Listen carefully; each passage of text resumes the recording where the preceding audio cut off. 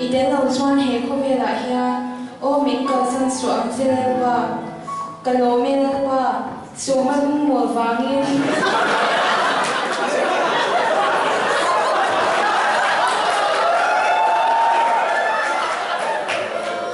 patham te ya asham te o em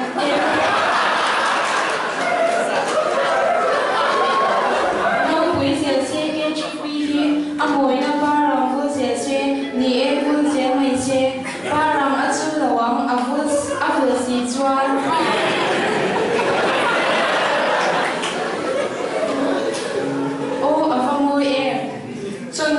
chân bùi cung ngạ thật đâu ở ba lần tì kê chi bị lệ ra mà tha ya group ăn ba luôn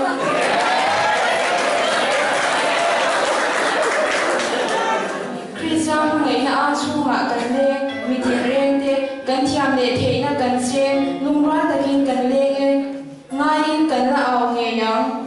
cần là ngay nghề yang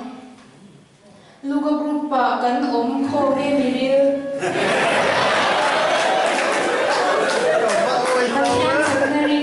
thu kan shil thu le da cha tu ma min pham da ma chi bai min bu ka ngai fa fa amen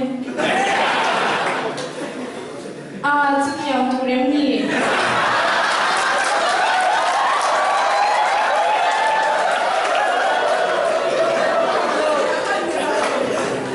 o ka le yang fai a ka ma to ni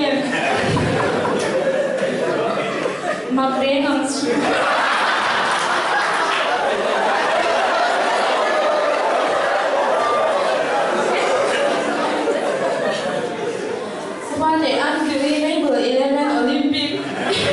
If you want to buy, call me at 6 o'clock.